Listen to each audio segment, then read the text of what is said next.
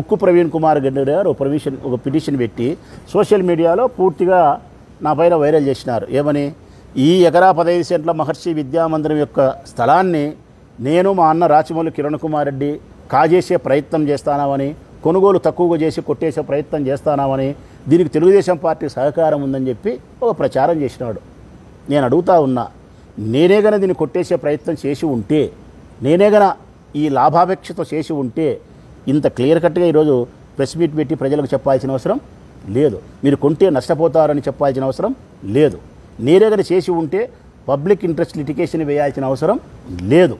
అన్నిటికీ మించి నా ప్రభుత్వంలో 22-23 సంవత్సరంలో నా ప్రభుత్వంలో నేను సబ్ రిజిస్టర్ ఆఫీస్ దగ్గరికి పోయి ఈ భూమిని అమ్మడానికి వీలు లేదు, వరదరాజిరెడ్డి వాళ్ళ వర్గీయులు రీసెర్చ్ చేయించుకునేదానికి వీలు లేదు అని చెప్పి ధర్నా చేసి అక్కడ ఆపిన సంఘటన మీకు గుర్తు చేయాల్సిన అవసరం ఉంది.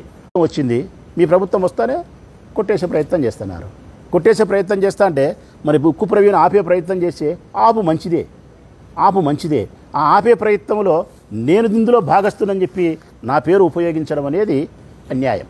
నా పేరే గన నాకే గన సంబంధం ఉంటే నేను ఇది చేయాల్సిన అవసరం లేదు.